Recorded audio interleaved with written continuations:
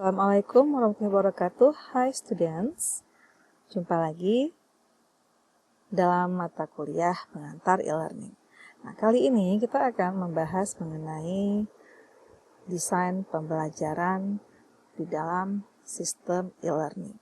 Nah, sebenarnya cukup banyak model-model pembelajaran dalam e-learning ya, namun saya hanya memilih 5 di antara banyak model yang ada, dikarenakan kelima model ini umum digunakan dan juga kelima model ini sangat lebih cocok untuk diterapkan untuk pengembangan sistem e-learning berbasis komputer.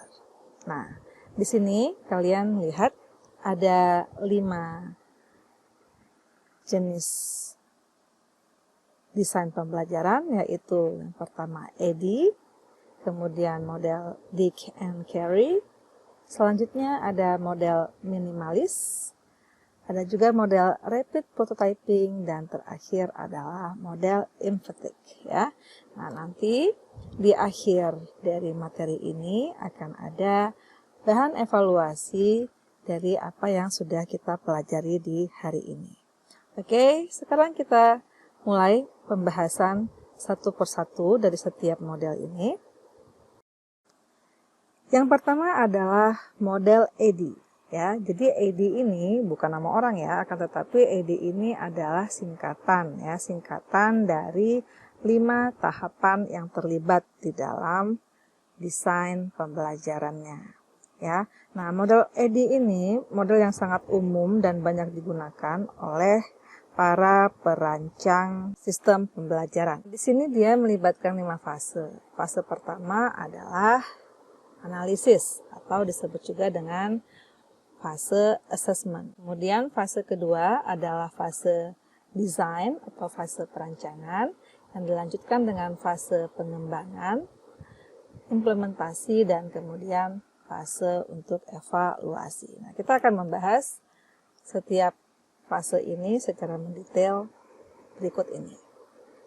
Yang pertama, fase analisis ya, atau fase assessment, fase untuk penilaian. Nah, pada fase ini dilakukan identifikasi terhadap masalah-masalah yang terdapat di dalam pembelajaran ya. Nah, di sini didefinisikan berbagai macam tujuan dari pembelajaran, objektifnya apa aja gitu ya, dan mencoba untuk mencari tahu apa saja skill-skill yang dimiliki oleh para calon pembelajarnya ya, atau para calon mahasiswa ataupun siswanya yang akan menggunakan sistem e-learning nantinya. Nah, di sini kalau kalian lihat ya, ada 5 hal yang perlu diidentifikasi. Yang pertama adalah penggunanya. Siapa itu calon penggunanya ya? Apakah dia pelajar tingkat sekolah dasar, menengah, ataupun mahasiswa di perguruan tinggi, ataupun bahkan juga adalah pengguna sistem e-learning nantinya berupa karyawan-karyawan pada perusahaan. Nah, itu juga harus dapat diidentifikasi terlebih dahulu. Siapakah calon pengguna potensialnya? Karena dengan mengetahui calon pengguna potensial, nanti dapat ditentukan model pembelajaran yang paling sesuai dengan karakteristik dari calon pengguna tersebut. Nah, hal kedua yang perlu diidentifikasi adalah kendala dalam pembelajarannya. Apa saja kendala-kendala yang selama ini ditemukan dalam proses pembelajaran secara tradisional.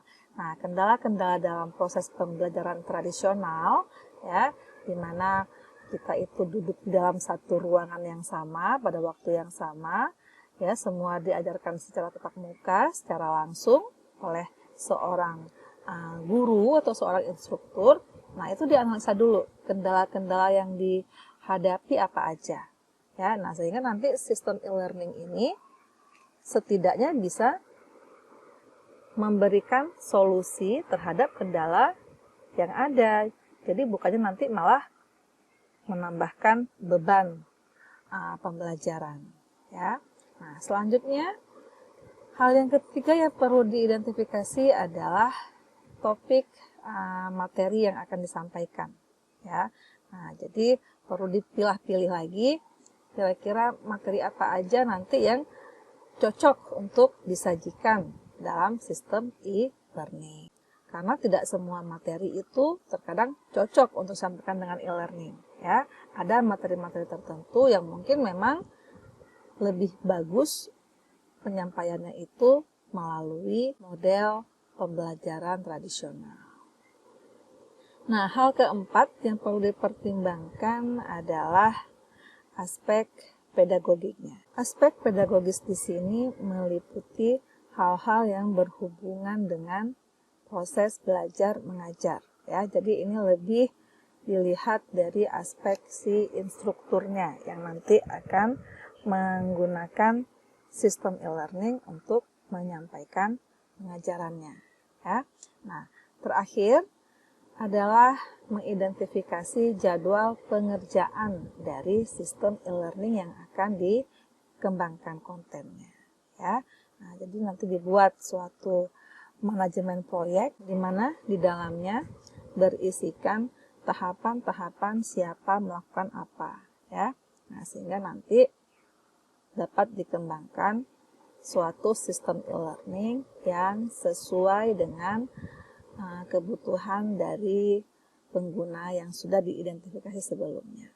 Setelah kita bisa mengidentifikasi kelima hal ini, maka selanjutnya kita akan berpindah ke tahapan yang kedua di dalam model EDI, yaitu ke dalam tahapan desain. Pada tahapan desain, terdapat beberapa hal dari fase sebelumnya yang kembali dikaji ulang di sini.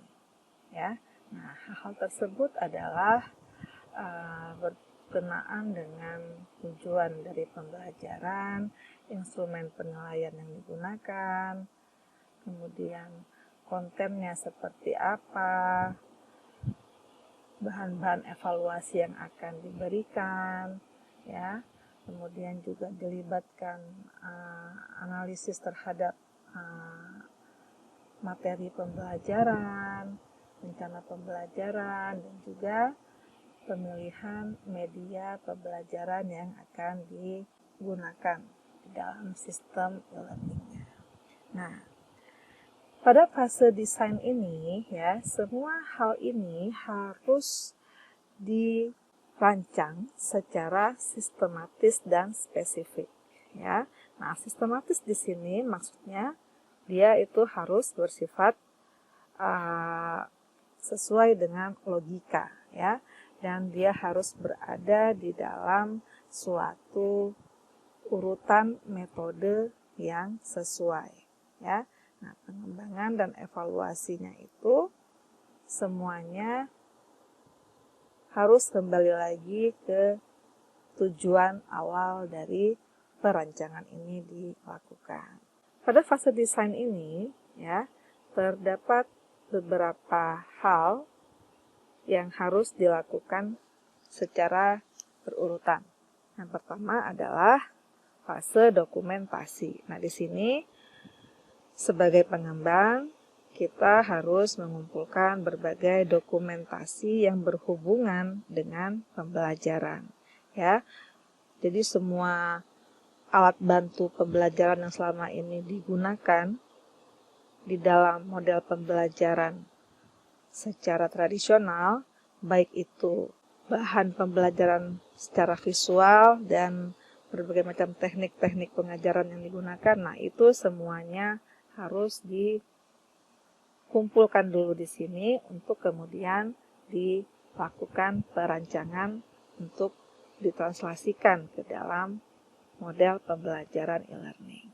Nah, selanjutnya diperlukan juga pengaplikasian terhadap teori-teori pemodelan pembelajaran yang meliputi berbagai domain, ya. Dan baik itu dari aspek domain kognitif, afektif, dan psikomotorik dari si calon penggunanya nanti. Nah, tahap selanjutnya di dalam merancang konten pembelajaran adalah dengan membuat storyboard. Ya, nah, storyboard ini berupa urutan skenario pembelajaran yang akan dikembangkan. Nah, setelah pembuatan storyboard, baru dilakukan perancangan terhadap user interface atau antarmuka dari sistem e-learning. Ya, nah setelah dilakukan desain ini, kemudian dilanjutkan dengan pembuatan prototipe-nya dan selanjutnya diimplementasikan dalam bentuk desain grafisnya, ya, sehingga nanti akan dihasilkan suatu rancangan sistem e-learning yang secara tampilan visualnya itu dapat menarik minat pembelajar, ya. Nah, di sini nanti lagi-lagi harus dikembalikan kepada tujuan awalnya. Jadi tidak hanya menghasilkan tampilan yang menarik, akan tetapi juga harus menghasilkan tampilan yang fungsional, ya. Jadi tidak hanya menarik saja, akan tetapi dapat berfungsi untuk menyampaikan materi pembelajaran sesuai dengan tujuan yang sudah ditetapkan di awal. Nah, setelah fase desain ini selesai dilakukan, selanjutnya kita akan memasuki fase pengembangan. Nah, di sini fase pengembangan dilakukan terlebih dahulu sebelum fase implementasi dan evaluasi. Nah, pada fase pengembangan ini, sebagai seorang developer, kita harus mengenerate konten yang sebelumnya sudah dibuat di tahap desain tadi. User interface yang sudah dirancang tadi, ya. Nah, sekarang kita kembangkan fungsionalitasnya sehingga nanti akan dapat digunakan. Nah, di sini dalam fase ini dilibatkan berbagai macam sumber daya manusia, terdiri dari programmer, orang yang melakukan pengembangan terhadap teknologi pembelajarannya, kemudian nanti ada juga melibatkan pihak-pihak yang akan melakukan pengujian, ya, dan nanti juga dilakukan review dan revisi terhadap sistem yang sedang dikembangkan. Sehingga nanti ketika ada hal-hal yang harus diperbaiki kembali, nah dapat langsung segera direvisi. Nah, selanjutnya, setelah fase development selesai, nah dilanjutkan dengan fase implementasi.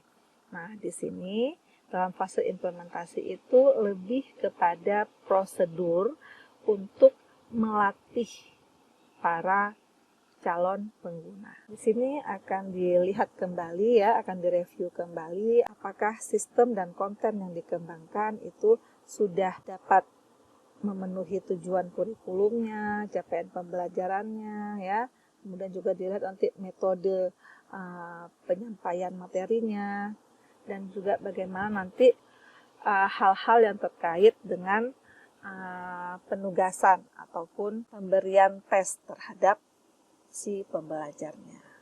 Selanjutnya, kita memasuki fase evaluasi. Nah, di dalam fase evaluasi pada model EDI ini, terdapat dua jenis evaluasi yang harus dikembangkan. Yang pertama adalah evaluasi formatif, di mana dalam evaluasi formatif ini sebenarnya harus dilakukan di dalam setiap fase dari EDI, ya. Jadi tadi dalam fase analisis, fase desain, fase development hingga implementasi, nah itu harus diakhiri oleh evaluasi secara formatif, ya, untuk menentukan apakah proses-proses yang dilakukan dalam setiap tahapan tadi sudah benar. Nah, selanjutnya jenis evaluasi yang kedua adalah evaluasi sumatif. Nah, di sini di dalam evaluasi sumatif ini melibatkan pengujian yang dibuat sesuai dengan kriteria-kriteria tertentu. Di sini juga perlu disajikan ya bagaimana cara pemberian feedback dari seorang instruktur kepada si pembelajarnya. Nah, dari kelima fase dalam EDI model ini ya, nah akhirnya nanti kita dapat mengembangkan sebuah model pembelajaran yang sesuai dengan kebutuhan dari si calon pengguna. Nah, selanjutnya kita akan melihat tahapan-tahapan yang berlaku pada model Dig and Carry ya, sehingga nanti kalian dapat membandingkan setiap fase dari kelima model ini untuk nanti dapat disimpulkan model manakah yang paling baik menurut kebutuhan kalian. Oke, model kedua yaitu model Dig and Carry. Ini dikembangkan oleh Walter Dig dan Lou Carey beserta James Carey dari Universitas di Florida. Ya, nah, secara umum model Dig and Carry memecah berbagai macam instruksi menjadi beberapa komponen-komponen kecil. Model ini biasanya digunakan untuk mengajarkan skill tertentu kepada para pembelajarnya. Ya, nah, jadi ini lebih cocok digunakan untuk memformulasi metode pengajaran dalam praktikum. Ya, nah, jadi model Dig and Carry ini cocok digunakan untuk tipe-tipe pembelajaran dalam praktikum. Nah, di sini terdapat 9 tahapan. Jadi ini lebih banyak daripada tahapan yang terdapat dalam model EDI sebelumnya. Nah, terdapat 9 tahapan di sini, di mana pada tahap evaluasi di akhir, ya, nah ini dibagi menjadi 2. Ya, jadi kalau dilihat sekilas ini juga hampir mirip dengan model EDI, ya, di mana terdapat 2 jenis evaluasi. Nah, apa saja sekarang tahapan-tahapan ini? Nah, kita akan membahasnya satu persatu. Ya, tahapan yang pertama adalah mengidentifikasi tujuan dari pembelajaran. Ya, jadi sama juga seperti tadi pada tahap EDI, pada fase desainnya, nah kita harus menentukan dulu tujuan pembelajarannya. Nah, apa sih yang kita lakukan di sini? Ya, pada tahapan identifikasi tujuan pembelajaran, di sini kita lebih menspesifikasikan hal-hal apa saja yang akan dicapai oleh si siswa di akhir masa pembelajarannya. Ya, nah di sini dapat dilihat ya pada capaian-capaian pembelajaran di dalam kurikulum tentunya. Dan di sini perlu juga ditanamkan pada diri Anda sebagai seorang developer nantinya ya, bahwa tujuan yang harus terjemahkan adalah tujuan dari si pembelajarnya, bukan tujuan dari Anda sebagai developernya ya. Nah, karena nanti yang akan menggunakan sistem e-learning ini adalah si siswa tersebut. So, tentunya sistem yang dikembangkan ya harus memenuhi tujuan dari pembelajaran si siswa tersebut. Nah, selanjutnya tahapan kedua adalah melaksanakan analisis pembelajarannya, ya, conduct instructional analysis. Di dalam melakukan analisis ini, kita harus dapat mengidentifikasi masalah apa saja yang terjadi di dalam metode pembelajaran secara tradisional. Ya, nah, untuk menganalisis ini, pada tahapan ini kita harus mengidentifikasi, ya, apa sih sebenarnya masalah yang dihadapi dalam performa belajar para siswa. Ya, nah di sini kita harus melihat kembali ya kebutuhan-kebutuhan yang diperlukan oleh seorang siswa agar dia dapat mencapai tujuan dari pembelajarannya. Selanjutnya, tahap ketiga adalah melakukan identifikasi terhadap sikap si pembelajar, ya. Jadi ini kita harus mengetahui dulu karakteristik dari setiap orang yang akan menggunakan sistem e-learningnya, ya. Karakteristik ini meliputi skill-nya seperti apa, ya, keterampilan yang dimiliki oleh si siswa itu apa, kemudian pengalaman si siswa itu dalam pembelajarannya, kemudian lagi-lagi level motivasinya, ya.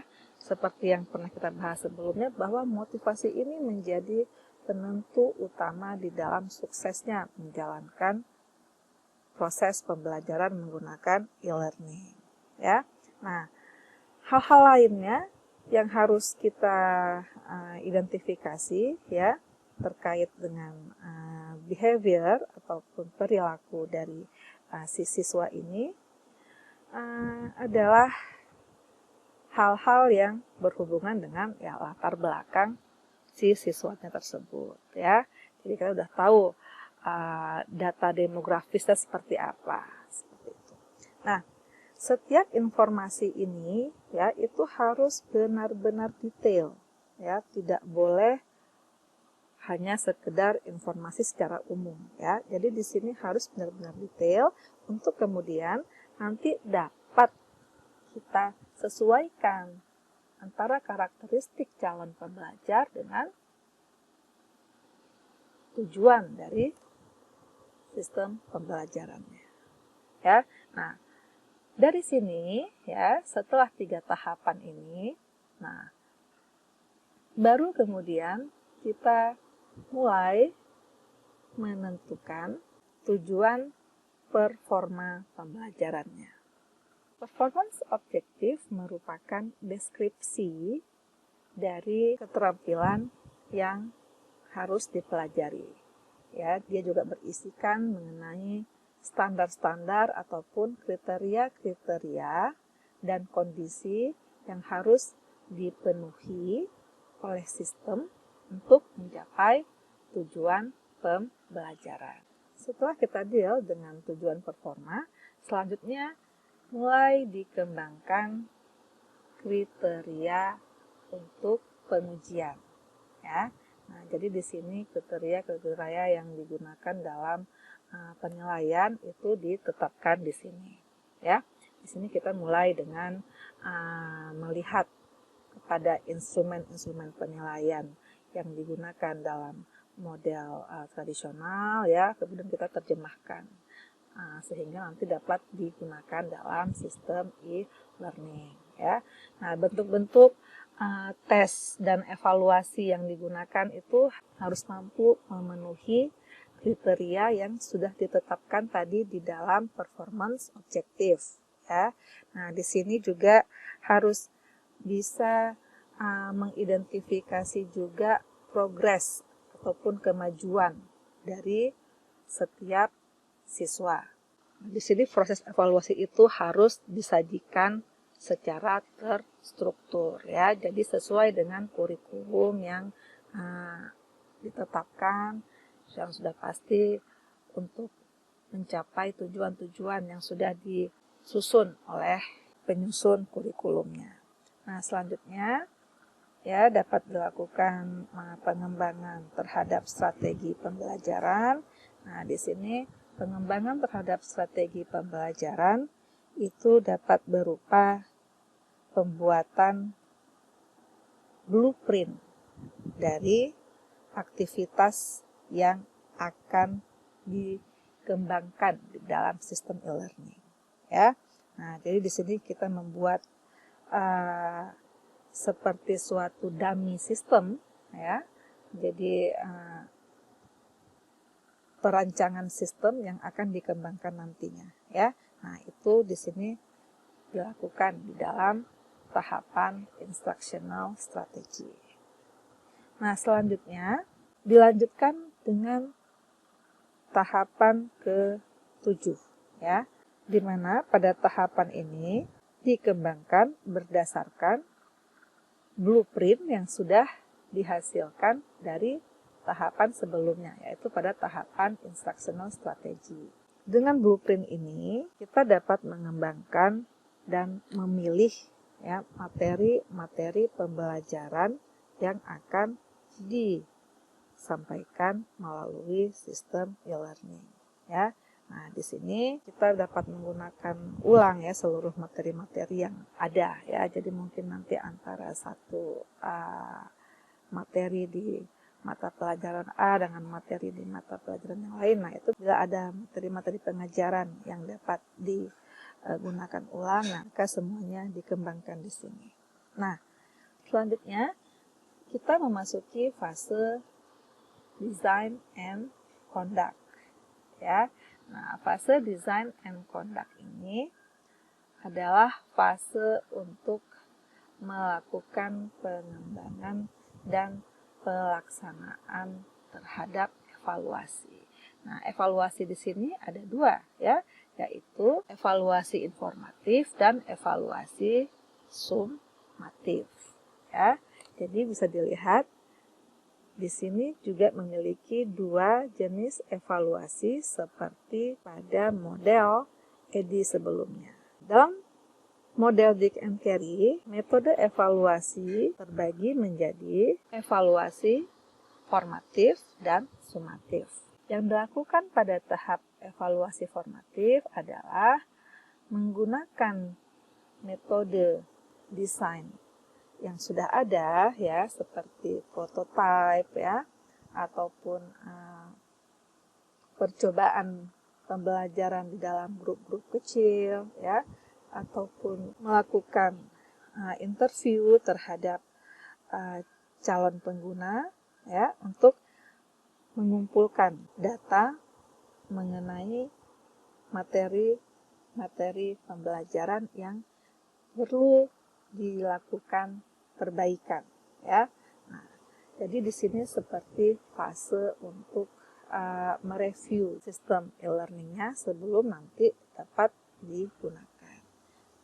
Terakhir, pengembangan evaluasi sumatif ya dilakukan untuk melihat apakah capaian pembelajaran itu tercapai atau tidak. Ya, jadi sama juga seperti evaluasi sumatif pada model EDI, ini lebih berhubungan kepada bagaimana mengukur keberhasilan seorang siswa dalam mengikuti pembelajaran. Ya, nah lagi-lagi nanti itu harus sesuaikan dengan tujuan dari pembelajarannya. Nah, seluruh fase ini, bila kalian lihat di sini ya, nah, fase-fase ini itu semuanya ketika dikembangkan itu dapat segera direvisi ya. Jadi harusnya setiap fase ini diakhiri oleh fase evaluasi untuk kemudian dinilai apakah dibutuhkan revisi atau tidak. Nah, nanti dalam proses revisi kembali dianalisa apa-apa aja kebutuhan yang diperlukan dalam sistem pembelajaran e-learning. Nah, tentunya sekarang kalian sudah dapat mengerti ya mengenai langkah-langkah yang terlibat di dalam model Dick and Carey. Dan tentunya juga kalian sudah dapat mulai membandingkan antara dua model desain pembelajaran ini ya, untuk kira-kira model yang mana yang menurut kalian paling baik dan mudah untuk diterapkan. Nah, selanjutnya kita akan membahas model yang ketiga, yaitu model minimalis. Sesuai dengan namanya, model minimalis benar-benar minimalis ya, dikarenakan hanya melibatkan 4 fase ya. Jadi kalau dibandingkan dengan model EDI dan Dick Carey, nah model minimalis memiliki fase yang lebih sedikit. Model minimalis ditemukan oleh J. M. Carroll, di mana model ini didesain khusus untuk pengguna komputer. Ya. Nah, jadi untuk tutorial-tutorial bagi pengguna komputer ya, nah itu cocoknya dalam sistem e-learning menggunakan model minimalis. Ya, model ini dibuat berdasarkan penelitian terhadap sekelompok orang yang menggunakan aplikasi komputer seperti pengolah kata, database, dan juga pemrograman.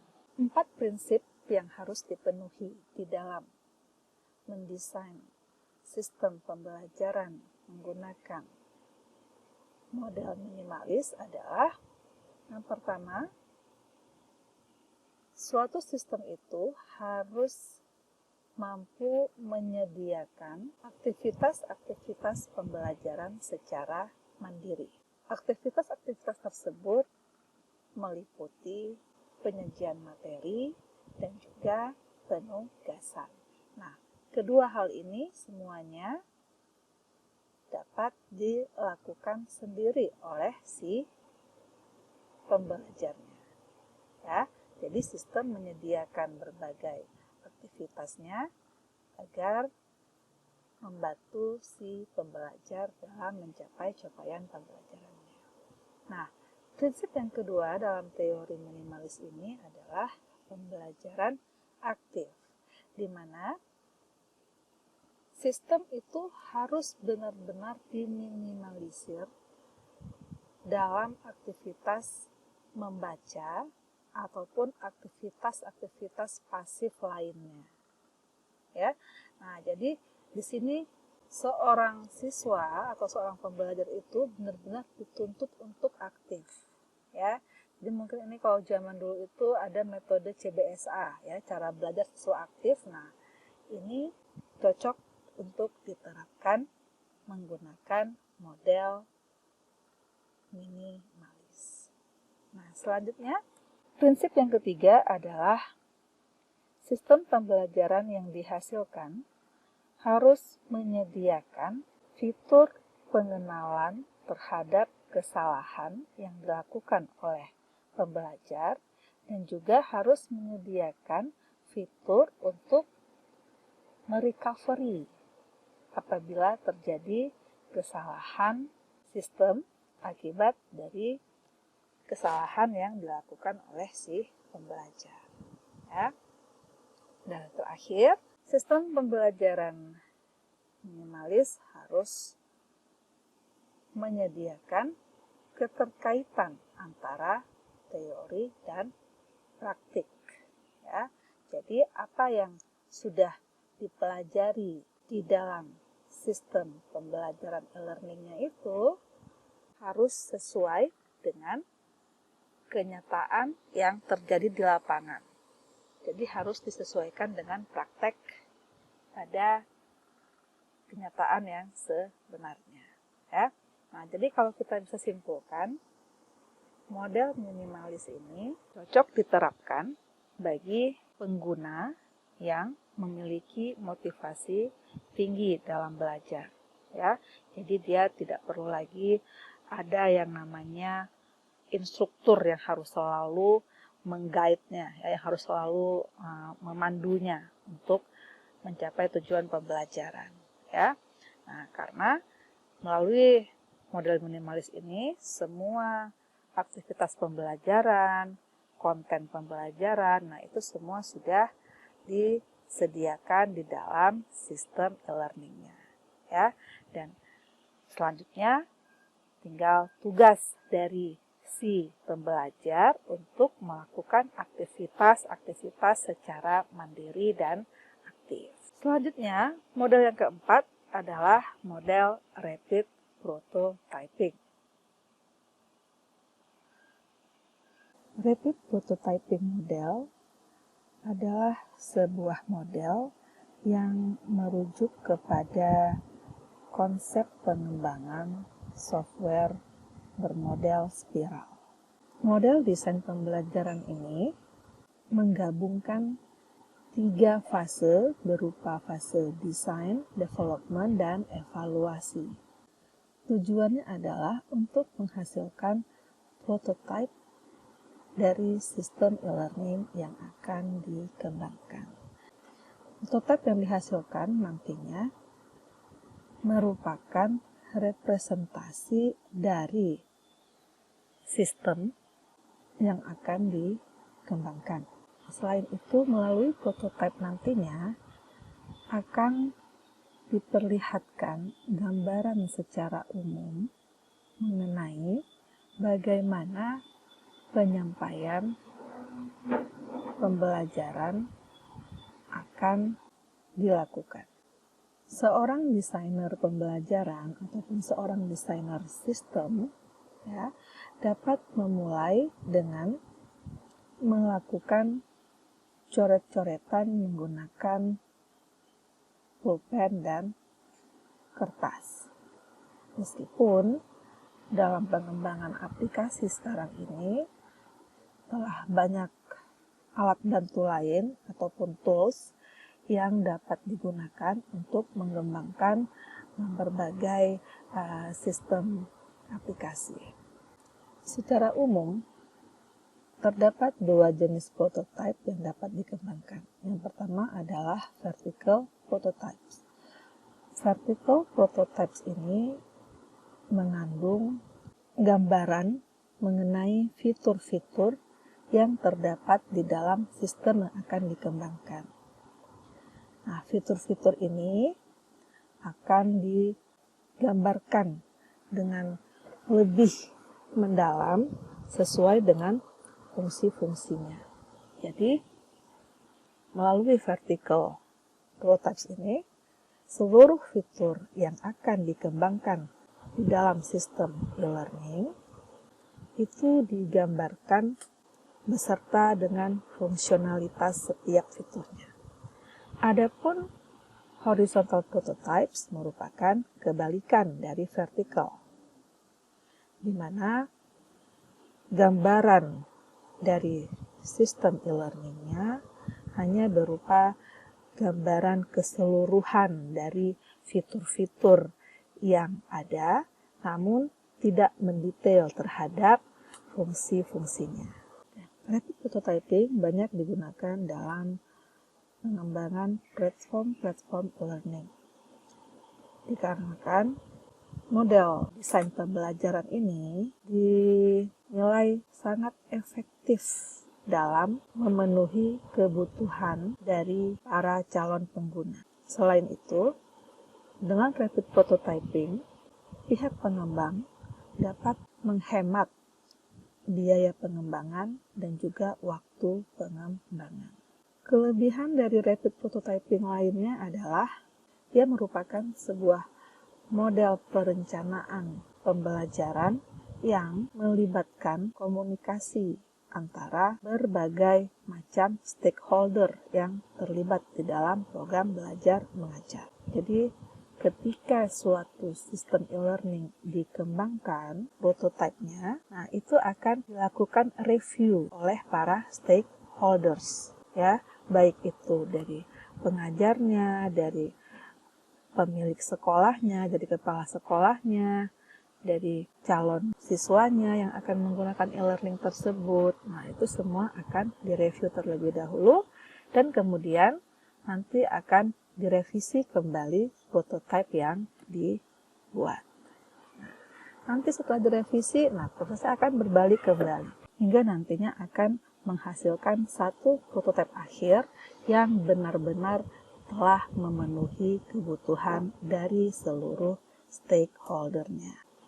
Model rapid prototyping juga cocok digunakan untuk pengembangan sistem e-learning yang memiliki sistem yang kompleks, ya, ataupun juga memiliki banyak media yang terlibat di dalam e-learning tersebut. Melalui rapid prototyping ini, seluruh stakeholder ataupun calon pengguna mendapatkan gambaran mengenai tampilan dan feeling tentang sistem yang akan dikembangkan, ya, sehingga nantinya ketika sistem sudah siap, hasilnya benar-benar seperti apa yang diharapkan. Selanjutnya, model terakhir untuk desain pembelajaran e-learning adalah Empathic Instructional Design. Model empatik lebih memusatkan kepada diri si pembelajar. Ya, jadi di sini sebelum mengembangkan sistem e-learningnya, seorang pengembang itu harus memahami dulu emosi dari si calon penggunanya.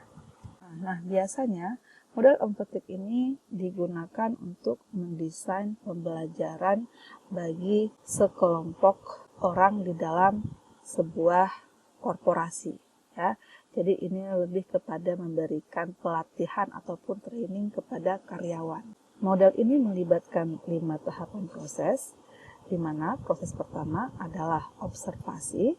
Tahapan observasi merupakan tahapan untuk melakukan penelitian terhadap calon pengguna ya, untuk mendapatkan gambaran dari karakteristik dari setiap calon penggunanya. Nah, di sini juga berhubungan lagi-lagi dengan motivasi ya. Jadi harus dilihat kembali apa motivasi dari para calon penggunanya untuk menggunakan pembelajaran secara e-learning. Dalam tahap observasi ini juga dapat dilakukan dengan memperhatikan keseharian dari para calon pengguna ketika mereka menjalankan pekerjaannya atau menjalankan aktivitasnya, dan juga dapat melakukan wawancara kepada sekelompok stakeholder. Tahapan yang kedua dari model empatik ini adalah melakukan pengkoleksian data. Nah, koleksi data ini dapat dilakukan secara simultan ya dengan tahapan observasi tadi. Nah, biasanya dalam pengumpulan data pada model empatik ini dilakukan kegiatan FGD atau Focus Group Discussion untuk mendapatkan pemahaman yang lebih baik bagi developer terhadap kebutuhan yang diperlukan oleh para stakeholdernya. Setelah 2 tahapan awal ini selesai, maka selanjutnya sebagai seorang developer sistem e-learning, kalian harus melakukan refleksi dan menganalisis terhadap berbagai data yang sudah dikumpulkan. Analisis ini harus dilakukan secara teliti dan sangat menyeluruh dikarenakan harus menemukan karakteristik umum dari seluruh calon penggunanya ya, sehingga nanti sistem yang dihasilkan nah itu dapat mengakomodir seluruh karakter dari si calon pengguna. Nah, setelah selesai melakukan analisis, selanjutnya dilakukan proses brainstorming. Nah, brainstorming ini adalah membuat kerangka gagasan untuk mengembangkan aplikasi. Kegiatan brainstorming ini terdiri dari menentukan aktivitas apa saja yang akan dilakukan oleh pengguna di dalam sistem e-learningnya, kemudian menentukan juga apa saja bentuk konten pembelajaran yang cocok untuk diberikan di dalam sistem e-learning, dan juga menentukan apa saja cara untuk penilaian, dan juga menggagas tipe penilaian yang akan digunakan untuk menilai ketercapaian pembelajaran dari para penggunanya. Dalam tahapan brainstorming juga dibuat desain layout dari sistem e-learningnya. Ya, nah sistem layout ini termasuk di situ bagaimana posisi fitur-fitur tertentu ya, misalnya fitur menunya seperti apa, kemudian pewarnaannya ya, tampilannya, looks dari sistem e-learningnya, dan kemudian juga gambar-gambar ataupun media-media lain yang terlibat di dalam konten pembelajaran itu, bagaimana peletakannya di dalam sistem nantinya ya. Nah, itu semua juga di-cover di dalam tahapan brainstorming. Nah, tahapan terakhir dari model empatik adalah membuat prototipe. Tahapan pada pembuatan prototipe di dalam model empatik ini juga memiliki tujuan yang sama, yaitu untuk memudahkan komunikasi antara developer dengan para stakeholder-nya, ya. Jadi seperti tadi di model rapid prototyping, di situ dilakukan kembali review oleh si stakeholder, ya, dan kemudian bila masih terdapat kekurangan-kekurangan yang menurut para stakeholder desain yang diberikan masih belum memuaskan kebutuhan mereka, maka sebagai developer kita harus kembali merevisi desain yang sudah kita buat, ya. Dan proses ini berulang terus, ya, hingga memang semua fitur yang diharapkan oleh stakeholder itu telah terpenuhi dan siap untuk dikembangkan ke dalam sebuah sistem pembelajaran. Nah, dari kelima model desain pembelajaran yang telah kita bahas ini, kini saatnya bagi kalian untuk kembali memahami mana saja model-model yang menurut kalian cocok digunakan untuk mengembangkan sistem e-learning yang terbaik menurut kalian. Nah, di sini ada bahan evaluasi, ya. Nah, dimulai dengan meringkas kembali ke 5 model perancangan tersebut sehingga nanti kalian dapat menemukan keterkaitan antara setiap model tersebut, ya. Jadi mungkin tadi sekilas, ya, kalian sudah mendapatkan gambaran bahwa berbagai model tersebut memiliki langkah-langkah yang hampir sama, ya. Nah, ini menjadi tugas kalian kembali untuk kembali menganalisa model-model apa saja dan langkah-langkah apa saja yang secara umum diperlukan di dalam mendesain model pembelajaran yang akan diterjemahkan ke dalam sebuah platform e-learning. Sampai di sini pertemuan kita untuk kali ini.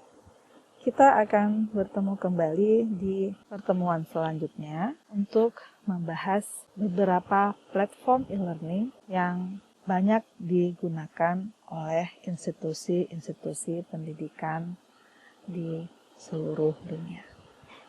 Oke, kelas, terima kasih untuk perhatiannya. Saya mohon maaf bila terdapat kekurangan. Insya Allah ketemu lagi dalam materi pembelajaran selanjutnya. Terima kasih. Wassalamualaikum warahmatullahi wabarakatuh.